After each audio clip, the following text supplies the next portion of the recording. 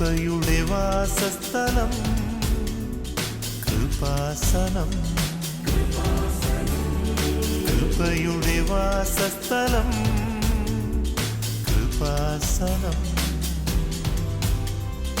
വേദനിക്കുന്നവർക്കെന്നും ആത്മധൈര്യത്തിനഭിഷേകം, വചനത്തിനഭിഷേകം, ആത്മസൗഖ്യത്തിനഭിഷേകം. വരുവിൻ നിങ്ങൾ യേശുവിൻ സന്നിധേ, അവനേകും സാന്ത്വനം. കൃപയുടെ വാസസ്ഥലം കൃപാസനം, കൃപയുടെ വാസസ്ഥലം കൃപാസനം.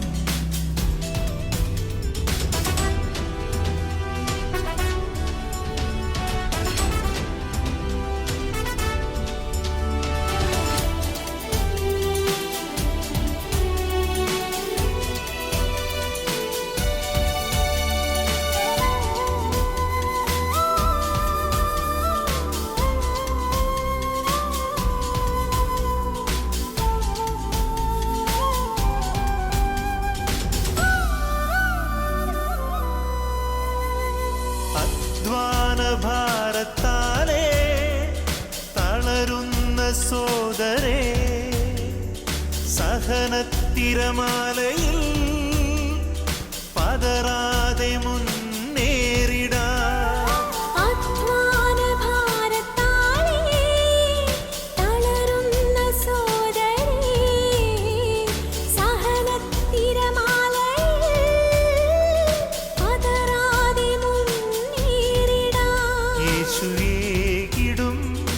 അഭിഷേകം സാന്ത്വനാഭിഷേകം, യേശുവേകിടും അഭിഷേകം സാന്ത്വനാഭിഷേകം. ഞങ്ങളുടെ ജീവിത സാഹചര്യങ്ങളിലേക്ക്, ഞങ്ങളുടെ ഉടമ്പടി നിയോഗങ്ങളിലേക്ക് അങ്ങ് കടന്നു വരണമേ. കർത്താവേ, അവിടുത്തെ സാന്നിധ്യം വെളിപ്പെടുത്തണമേ. യേശുവേ സ്തോത്രം, യേശുവേ ആരാധന. കരങ്ങൾ ഉയർത്തിക്കൊണ്ട് സ്തുതിക്കട്ടെ. Hallelujah, hallelujah, hallelujah. യേശുവേ ആരാധന, യേശുവേ ആരാധന. ഹല്ലേലൂയ. കർത്താവേ കടന്നു വരണമേ. കർത്താവായ ദൈവമേ, സങ്കീർത്തനം 14 പ്രാർത്ഥിക്കുന്നു.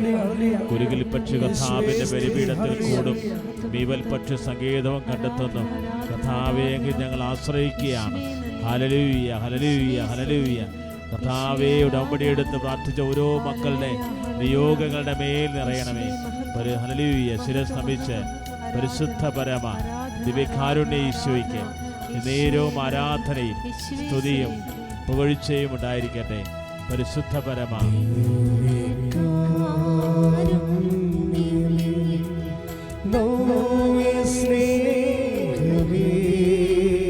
കരങ്ങൾ തുറന്നു പിടിച്ച്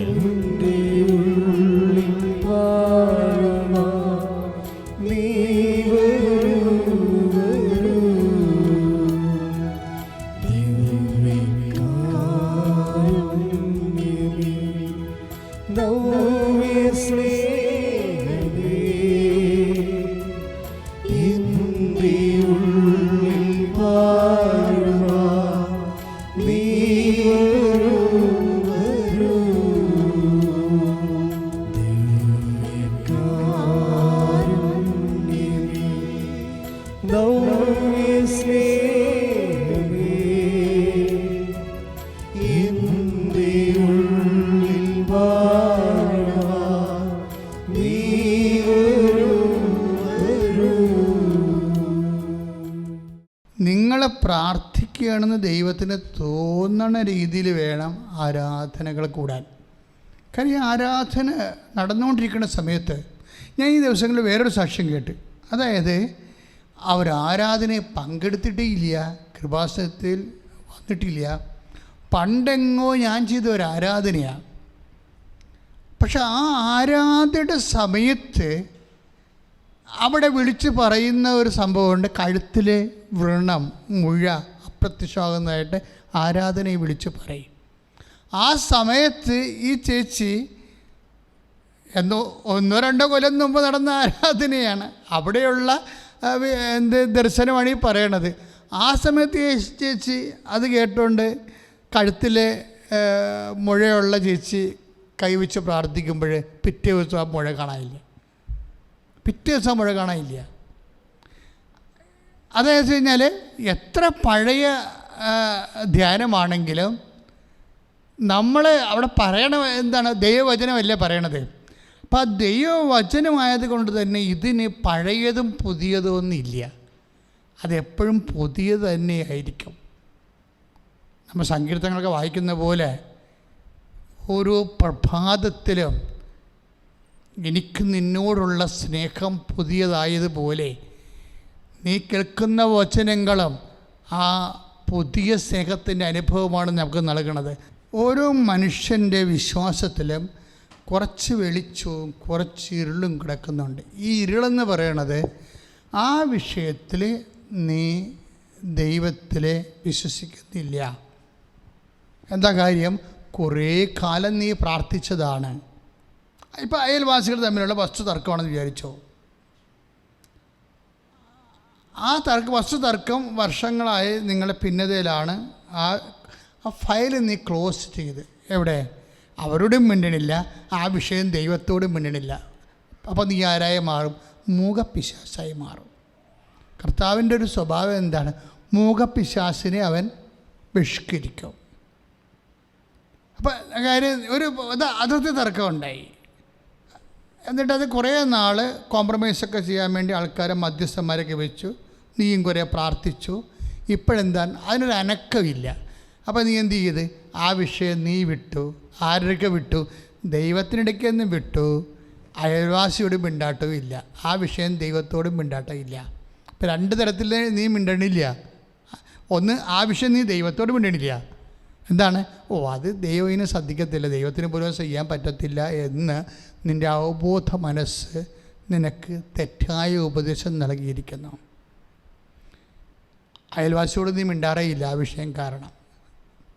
നീ അയൽവാസിയോട് ആ വിഷയം കാരണം മിണ്ടാതിരിക്കുമ്പോൾ നീ എന്താണ് ദൈവത്തോട് പറയണത്? എനിക്ക് ദൈവത്തോടുള്ള സ്നേഹത്തേക്കാൾ വലുതാണ് അതിർത്തി തർക്കമെന്നാണ് എൻ്റെ അർത്ഥം. എനിക്ക് അതിർത്തി തർക്കം എന്താണ്? അത് ഞാൻ അവരോട് മിണ്ടണില്ല. എൻ്റെ അർത്ഥം എന്താണ്? എനിക്ക് ദൈവത്തോടുള്ള സ്നേഹത്തേക്കാൾ വലുതാണ് ഒരു പിടി മണ്ണ്.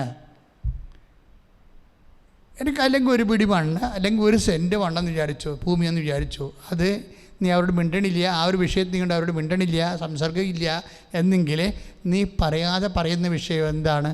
ദൈവത്തിലെ ഉടമ്പടി എടുത്ത ഒരു കുഞ്ഞു പോലും ഈ മനോഭാവത്തിൽ നിന്ന് ഡെലിവർ ചെയ്യണം.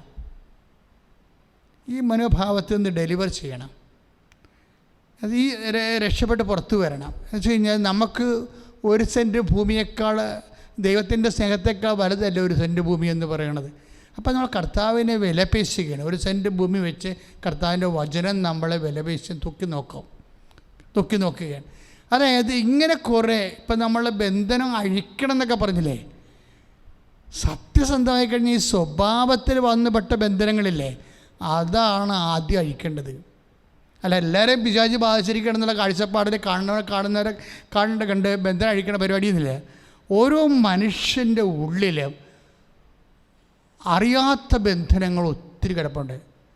നീ ഉടമ്പടിയിലേക്ക് വരുമ്പോൾ തീർച്ചയായിട്ടും അറിയാത്ത ബന്ധനങ്ങളെക്കുറിച്ച് വിവരമാകണം. ഇപ്പോൾ രണ്ട് കാര്യങ്ങൾ പറഞ്ഞു. ഒന്നെന്താണ്? ചില ഫയൽ ക്ലോസ് ചെയ്തിരിക്കുന്നു, ആ വിഷയം ദൈവത്തോട് പറയണില്ല, ആ വിഷയം നിൻ്റെ പ്രതിയോഗിയോടും പറയുന്നില്ല. നീ സൈലൻ്റായിട്ട് കൊണ്ടു നടക്കണം. ഇപ്പോഴും ഉടമ്പടി എടുത്തിട്ടുള്ള വ്യക്തികളാണെങ്കിൽ നീ ദൈവമായിട്ട് ഉടമ്പടിയിലാണ്. അപ്പോൾ നിൻ്റെ വിശ്വസ്തതയുടെ ഒരു ഭാഗമായിട്ട് വരും. എന്താണ്? ഉടമ്പടി അടിസ്ഥാനപരമായിട്ട് എന്താണ്? അനുതാപത്തിൻ്റെ പ്രാർത്ഥനയാണ്. അനുതാപത്തിൽ നിന്നാണ് വിശ്വസ്തത ഉണ്ടാകുന്നത് അല്ലേ? എല്ലാ വിഷയവും ചിലപ്പോൾ ദൈവം ഹാർഡാക്കി തരും. സിമ്പിളായിട്ടുള്ള കാര്യങ്ങൾ ഹാർഡാക്കി തരും. ചിലപ്പോൾ ഉടമ്പടി ചെയ്യണവരെ സിമ്പിളായി ഉള്ള കാര്യമായിരിക്കും. ഉടമ്പടി ചെയ്യുമ്പോൾ ആ വിഷയം ഹാർഡായി മാറും. ഇപ്പം ഞാൻ ഈ നിഷ വിൻസൻ്റെ കാര്യം പറഞ്ഞത് എന്താ അറിയാമോ? ഇതുപോലെ നിഷ വിൻസൻ്റെ ധ്യാനം കൂടിക്കൊണ്ടിരിക്കുന്ന സമയത്ത് പെട്ടെന്ന് അലർജിയെക്കുറിച്ചുള്ള പ്രാർത്ഥനകൾ യൂട്യൂബിൽ കേൾക്കൊണ്ടിരിക്കുകയാണ്. അലർജിയെക്കുറിച്ചുള്ള പ്രാർത്ഥനകൾ. അവളെന്നാ ചെയ്തിരിക്കണത്, അവളുടെ ഇപ്പോൾ ആ ചേച്ചിക്ക് ഇപ്പോൾ 47 വയസ്സില്ലേ, ഇപ്പം കയ്യിൽ മുഴുവൻ അലർജിയാണ്. 6 വയസ്സ് തുടങ്ങിയതാണ്. ഈ അലർജി യൂട്യൂബിൽ മൊബൈലിൽ കാണിച്ചുകൊണ്ട് പ്രാർത്ഥിക്കും. അലർജിക്കൈയുടെ കൈകൾ മൊബൈലിൽ കൃപാസനം ധ്യാനത്തിൻ്റെ മൊബൈൽ വെച്ചുകൊണ്ട് ധ്യാനത്തിൻ്റെ പ്രാർത്ഥനാ സമയത്ത് ഈ വയനാട്ടുകാരത്തെ നിഷ വിൻസെൻ്റ് തൻ്റെ അലർജി വന്ന 6 വയസ്സ് തുടങ്ങിയ അലർജിയുടെ കൈകൾ ഈ മൊബൈലിൽ കാണിച്ചുകൊണ്ട് പ്രാർത്ഥിക്കും. വിശ്വാസ പ്രമാണം ചൊല്ലി സ്തുതിച്ച് പ്രാർത്ഥിക്കും. എൻ്റെ പൊന്നെ, പണിയായിപ്പോയി. എന്താ പണിയായത്? ഇതുവരെ ഒരു പ്രശ്നമില്ലാതിരുന്ന കൈയാണ്, അലർജി മാത്രമേ ഉണ്ടായിരുന്നുള്ളൂ. പിറ്റേ ദിവസം ഈ സാധനം ഇങ്ങനെ പൊള്ളിപ്പഴുത്ത് വലിയ വികൃതമായി മാറി. അപ്പോൾ ഇവർക്കൊരു പ്രശ്നമായി. എന്താ സംഭവം? ഇവളൊരു പരീക്ഷണത്തിന് വേണ്ടി കാണിച്ചു നോക്കിയതാണ്. ഒക്കട്ടെ കിട്ടിയ കുട്ടിയെന്നും പറഞ്ഞുകൊണ്ട് കാണിക്കണമല്ലോ ചില ആൾക്കാർ. ദൈവത്തിൻ്റെ അടുത്ത് ഇങ്ങനെ ഒരു കളിക്ക് വരരുതൊരിക്കലും. അതായത് ഒക്കട്ടെ കിട്ടിയ കുട്ടി പോയ ചട്ടിയെന്നും പറഞ്ഞുകൊണ്ട് പ്രാർത്ഥിക്കുന്ന ആൾക്കാരില്ലേ. പലരുടെയും പ്രാർത്ഥനയിൽ ഈ സാധനമുണ്ട്. പ്രാർത്ഥിക്കും, പക്ഷേ ഒക്കത്തില്ലെന്ന് എനിക്കറിയാം എന്ന് ഉള്ളിൽ വിചാരിക്കും. ഈ ഉള്ളിൽ വിചാരിപ്പെന്ന് പറയണത് വല്ലാത്ത പെശകസ് പരിപാടിയാണ്. നീ എന്ത് പ്രാർത്ഥിക്കുന്നോ, നീ എന്ത് ഉള്ളിൽ വിചാരിക്കുന്നോ, രണ്ടും സെയിമാണ്. ഇപ്പോൾ ചില സ്ഥാനാർത്ഥികൾ വെളുപ്പിനെ നോക്കണം എന്നൊക്കെ പറയത്തില്ലേ, എന്നുവെച്ചാൽ പെട്ടെന്ന് നോക്കും. എന്നുവെച്ച് കഴിഞ്ഞാൽ ചിലരുടെ പ്രാർത്ഥിക്കുന്ന മുമ്പ് തന്നെ ആ പ്രാർത്ഥനയ്ക്ക് തീരുമാനമാകും. എന്താണത്? പൊട്ടാത്ത വാണം പോലെയും. എന്താ കാരണം എന്ന് വെച്ച് കഴിഞ്ഞാൽ ഇവർ പ്രാർത്ഥിക്കുമ്പോൾ തന്നെ ഇവരുടെ ഉള്ളിൽ വിചാരിക്കും, അല്ലെങ്കിൽ ഞാൻ വിചാരിച്ചാണ് അത് നടക്കത്തില്ലെന്ന്. ഈ ഒരു വിഷയമുണ്ട്. ഇതിന് എപ്പോഴും സദാസമയവും ഈ വിഷയത്തിൽ നമ്മളെപ്പോഴും റിപ്പയറിങ് ആവശ്യമാണ്. പരിശുദ്ധാത്മാവിനോടുകൂടെ എനിക്കൊരു ഈ പരാധനീയതിന് ഉണ്ട്. പ്രാർത്ഥിക്കുന്ന വിഷയങ്ങൾക്ക് ആ ദൈവം ഇടപെടുമെന്ന് ഞാൻ അത്ര അത് അർഹിക്കുന്ന രീതിയിൽ വിശ്വസിക്കണില്ല. അപ്പോൾ ഓരോ വിഷയവും നമുക്ക് അർഹിക്കുന്ന രീതിയിലുള്ള വിശ്വാസം വേണ്ടേ? വിശ്വസിക്കുന്നുണ്ട്, പക്ഷേ അതിൻ്റേതായിട്ടുള്ള അർഹിക്കുന്ന രീതിയിലുള്ള വിശ്വാസം. ഇപ്പം എല്ലാ വിഷയത്തിനും ഇപ്പോൾ പണ്ട് ഞാൻ ഇടയ്ക്ക് പറയാറുണ്ട്, കണ്ണൂരിൽ നിന്നൊരു മോള് ഒരു ബോയൻ്റെ വെഞ്ചരിക്കാൻ കൊണ്ടുവന്ന ബോയൻ്റെ എന്ന് പറയുന്നത് അമ്പും വില്ലും. ഇപ്പം നാഷണൽ അത്ലറ്റാണ്, ദേശീയ താരമാണ്. അപ്പം അവർ ബോയൻ്റെ ആരോയാണ് അവരുടെ സ്പെഷ്യലൈസ് ചെയ്തിരിക്കുന്നത്. അപ്പോൾ അവർ കണ്ണൂരിൽ ട്രെയിനിൽ കൊണ്ടുവന്നതാണ് ഇവിടെ വെഞ്ചരിക്കാൻ. കുർബാന കഴിഞ്ഞപ്പോൾ ഞാൻ ആ ബോയൻ്റെ ഞാൻ തന്നെ പൊക്കിയിട്ട് എനിക്ക് പൊക്കാൻ പറ്റാതെ ബുദ്ധിമുട്ടുണ്ടായിരുന്നാല് അത് ഈസി അല്ലായിരുന്നു.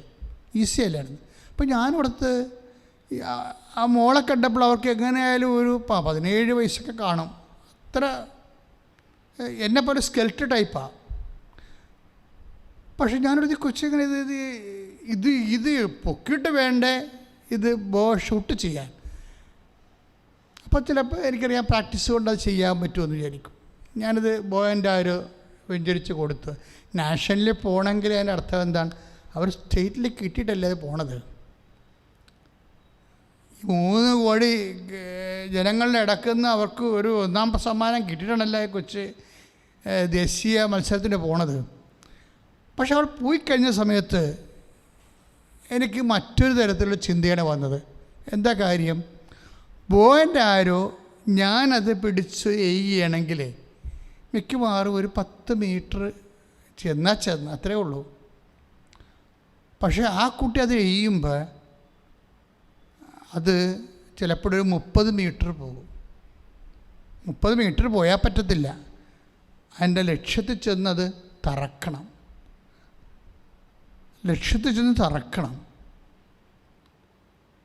അപ്പോൾ അതെന്താ? അത് അവരുടെ കപ്പാസിറ്റിയാണ്. ഈ ഉടമ്പടിയിൽ ഒരു കപ്പാസിറ്റി പ്രോബ്ലം ഉണ്ട്. അതാണ് ഞാൻ പറഞ്ഞുകൊണ്ട് വരുന്നത്.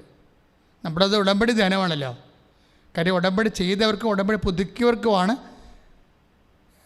എല്ലാ ചൊവ്വാഴ്ചകളിലും അതിൻ്റെ ഉടമ്പടി യാത്രയിൽ വ്യത്യസ്തമായ നിർദ്ദേശം നൽകേണ്ടത്. ഉടമ്പടി ഒരു കപ്പാസിറ്റിയുമായിട്ട് ബന്ധപ്പെട്ട വിഷയമാണ്. കാര്യം ഇപ്പോൾ ആ കുട്ടിയുടെ വിഷയം തന്നെ എടുത്തതുപോലെ, ഞാൻ ആ ബോയൻ്റെ അര ഷൂട്ട് ചെയ്താൽ 10 മീറ്റർ എനിക്ക് അത് വിടാൻ പറ്റത്തുള്ളൂ, ലക്ഷ്യത്തെ കൊള്ളത്തില്ല. പക്ഷെ ആ കുട്ടി അത് ഷൂട്ട് ചെയ്ത് കഴിയുമ്പോൾ 30 മീറ്റർ ചെല്ലുകയും ലക്ഷ്യത്തിൽ കൊള്ളുകയും ചെയ്യും. അപ്പം അങ്ങനെ വരാൻ കാരണം വെച്ചത് അവരുടെ കപ്പാസിറ്റിയാണത്. ഇതുപോലെ ഉടമ്പടിക്കൊരു കപ്പാസിറ്റി ഉണ്ട്. ഇപ്പം എല്ലാവരും ഉടമ്പടി ചെയ്യുന്നു, ഒത്തിരി പേർക്ക് സാക്ഷ്യങ്ങളുണ്ട്, എല്ലാവരും തന്നെ പകുതിയോളം പേരെങ്കിലും ഇവിടെ വന്നത് പറയുന്നുണ്ട്. ചില ആൾക്കാർ പറയാതിരിക്കുന്നത്, അയ്യോ ഞങ്ങൾ വന്നാൽ എങ്ങനെ യൂട്യൂബിൽ ഉടനെ വരുമല്ലോ പേര്, അത് അവർക്ക് ഭയങ്കര ക്ഷീണമാണ്. കാര്യം ഉടമ്പടി ചെയ്യാൻ അവർക്ക് ഭയങ്കര ഇഷ്ടമാണ്. പക്ഷേ കർത്താവ് ഒരു അനുഗ്രഹിച്ച് കഴിഞ്ഞാൽ പിന്നെ അവർ ദൈവത്തെ മഹത്വപ്പെടുത്തത്തില്ല.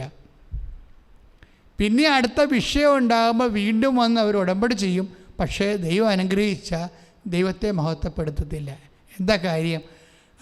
അവർക്ക് തന്നെ വലിയ മഹത്വമുണ്ട് നാട്ടിലെ. അവർ ചിലപ്പോൾ ഹെഡ് മിസ്ട്രസ് ആകാം, അല്ല ചിലപ്പോൾ ഡോക്ടറാകാം. എന്തുമാത്രം ഡോക്ടേഴ്സ് വന്ന് ഉടമ്പടി എടുത്തിട്ടുണ്ട്. പക്ഷെ ആരെങ്കിലും 1-2 ഡോക്ടർമാർ മാത്രമേ ധൈര്യം കാണിച്ചുള്ളൂ സാക്ഷ്യം പറയാൻ.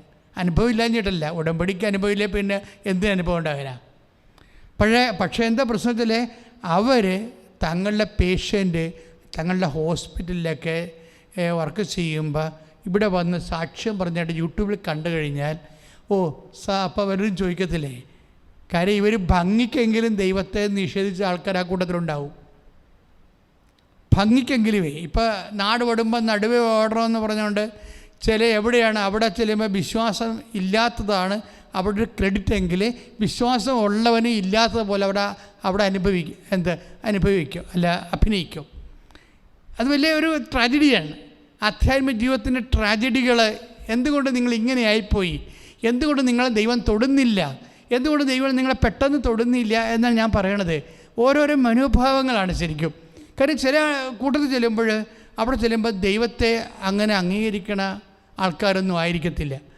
അങ്ങനെയാണെങ്കിൽ അംഗീകരിക്കാത്തവരുടെ കൂടെ കൂടുമ്പോൾ അവർ ദൈവത്തിനെക്കുറിച്ച് അല്ലെങ്കിൽ ദൈവവിശ്വാസത്തെക്കുറിച്ച് അല്ലെങ്കിൽ സഭയെക്കുറിച്ച് അല്ലെങ്കിൽ വിശ്വാസികളെക്കുറിച്ച് എന്തെങ്കിലുമൊക്കെ തരികിട പറഞ്ഞുകൊണ്ടിരിക്കുമ്പോൾ ഒന്നെങ്കിൽ ചിരിച്ചുകൊണ്ട് കേട്ടുകൊണ്ട് നിൽക്കും.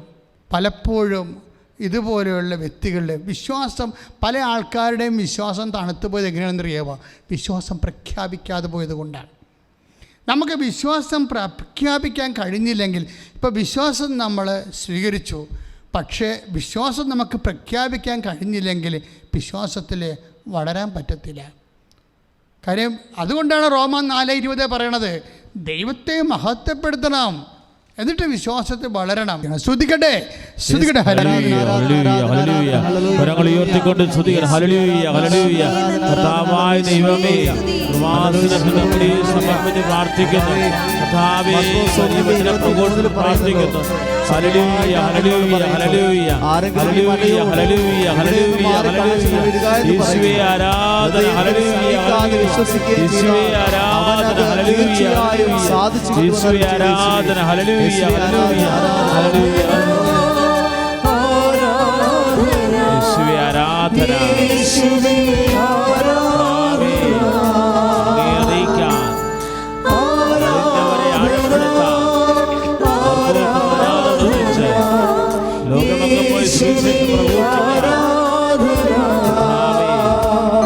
അങ്ങ് ഞങ്ങളെ ശക്തിപ്പെടുത്തണം.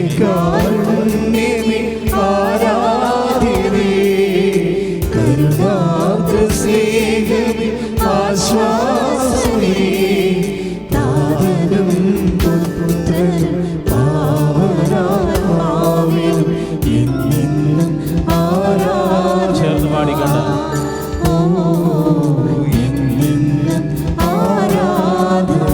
ദൈവസ്നേഹത്തോടെ,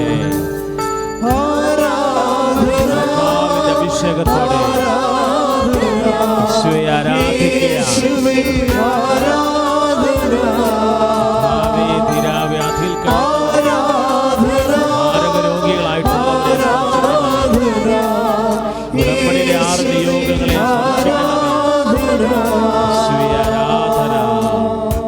പരിശുദ്ധപരമ ദിവ്യകാരുണ്യത്തിന് നേരവും ആരാധനയും സ്തുതിയും പുകഴ്ചയും ഉണ്ടായിരിക്കട്ടെ. എല്ലാവരും എഴുന്നേറ്റ് നിൽക്കുക.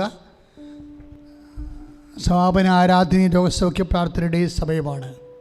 ദൈവത്തിലെ ഏതെല്ലാം മേഖലകളിൽ നിന്റെ ജീവിതത്തിൽ എന്തെല്ലാം രോഗങ്ങളുണ്ടോ അവിടെയെല്ലാം നിന്നെ വേദനിപ്പിക്കുന്നുണ്ടോ? നിന്റെ പ്രഷർ രോഗങ്ങളുള്ളവരെ നെഞ്ചത്ത് കൈവച്ചുകൊണ്ട് പ്രാർത്ഥിക്കട്ടെ. ഷുഗർ രോഗമുള്ളവരെ നെഞ്ചത്ത് കൈവച്ചുകൊണ്ട് പ്രാർത്ഥിക്കട്ടെ. മാറാത്ത തലവേദന ഉള്ളവരെ തലയിൽ കൈവച്ചുകൊണ്ട് പ്രാർത്ഥിക്കട്ടെ. ടോൺസിൽ രോഗികളെ തൊണ്ടയിൽ കൈവച്ചുകൊണ്ട് പ്രാർത്ഥിക്കട്ടെ. പിൻകഴുത്തിന് വേദന സ്പോണ്ടിലോസിസ് രോഗികളെ പിൻകഴുത്ത് കൈവച്ചുകൊണ്ട് പ്രാർത്ഥിക്കട്ടെ. ഈശോന്റെ പരിശക്തി കടൽ രോഗികളെ പിന്നെ കർത്താവ് നെഞ്ചിന് താഴെ കൈവച്ചുകൊണ്ട് പ്രാർത്ഥിക്കട്ടെ. ഈശോ നിന്റെ വിശുദ്ധ പൗരോഹിത്യത്തെ മഹത്വപ്പെടുത്തണമേ. കർത്താവേ സഭയുടെ സാന്നിധ്യം പ്രകടമാക്കണമേ.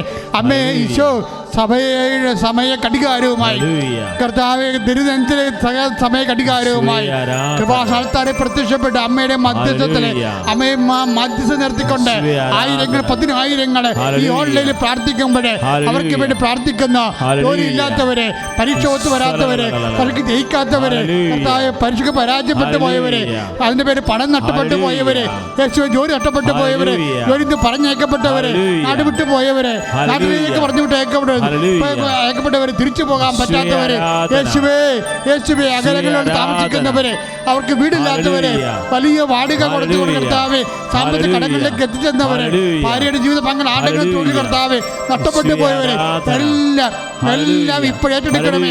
അതിന്റെ ഔദാര്യത്തിൽ കർത്താവെ കഴിയുന്നവരെ അവരുടെ സങ്കടങ്ങളെ കർത്താവെ ഏറ്റെടുക്കണം. കർത്താവെ ഭക്ഷണവും താമസവും മാത്രം കിട്ടിയ പോലുള്ള കർത്താവെ ജീവിതമില്ലാത്ത കർത്താവെ അശരണരെ കർത്താവെ ഓരോരുടെ ഔദാര്യത്തിൽ ജീവിക്കുന്നവരുടെ മേൽ കർത്താവിന്റെ കാരുണ്യം ചൊരിയട്ടെ. കർത്താവിന്റെ കാരുണ്യം ചൊരിയട്ടെ. കർത്താവിന്റെ കാരുണ്യം ചൊരിയട്ടെ. ശ്രദ്ധിക്കട്ടെ.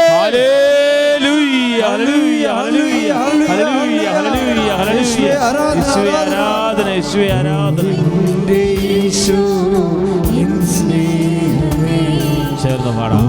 ഈശോയെ സ്പർശിക്കണം, ഈശോയെ സ്പർശിക്കണം. Hallelujah hallelujah.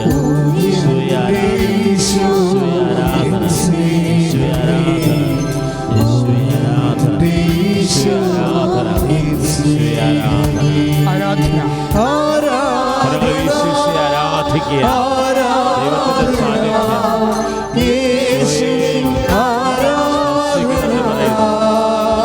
ഈശോയെ സൗഖ്യം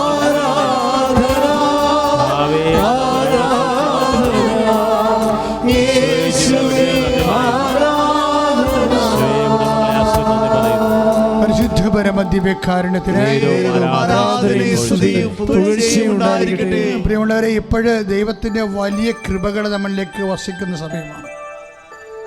അസാധ്യമായ കാര്യങ്ങൾ നിങ്ങളെ വെറുത്തുപേക്ഷിച്ച് അല്ലെങ്കിൽ നിങ്ങളെ ഉപേക്ഷിച്ച് കളഞ്ഞ പ്രാർത്ഥനയ്ക്ക് പോലും വെക്കാതെ കുറേ വർഷങ്ങളായിട്ട് പ്രാർത്ഥിക്കാത്ത വിഷയങ്ങൾ, ഈ ധ്യാനത്തിൻ്റെ ആദ്യ സമയത്ത് സൂചിപ്പിച്ച പോലെ അങ്ങനെയുള്ള കാര്യങ്ങൾ ഇപ്പോഴും കർത്താവിനെ ഏൽപ്പിക്കുക. രോഗമായിക്കൊള്ളട്ടെ, അയൽവാസി തർക്കമായിക്കൊള്ളട്ടെ, മറ്റു തരത്തിലുള്ള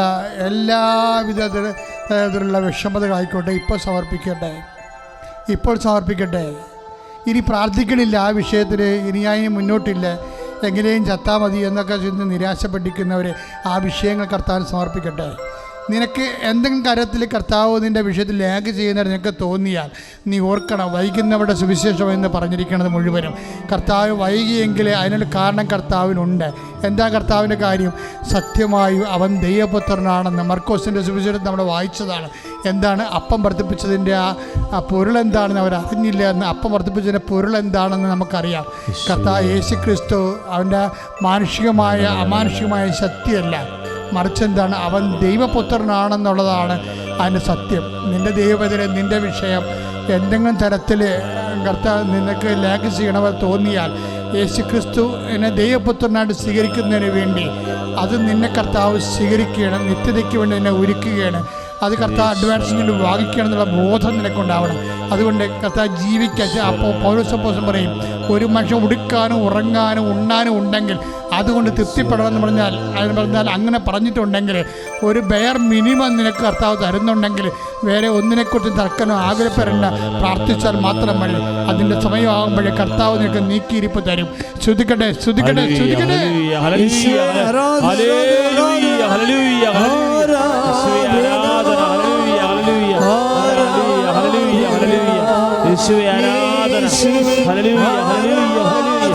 യേശുവേ ആരാധന. Hallelujah hallelujah hallelujah. യേശുവേ ആരാധന യേശുവേ ആരാധന. Hallelujah hallelujah hallelujah hallelujah. യേശുവേ ആരാധന ആരാധന ആരാധന യേശുവേ ആരാധന. ഓ എൻ്റെ യേശു എൻ സ്നേഹമേ, ഓ എൻ്റെ യേശു എൻ സ്നേഹമേ, ഓ എൻ്റെ യേശു എൻ സ്നേഹമേ, ഓ എൻ്റെ യേശു എൻ സ്നേഹമേ.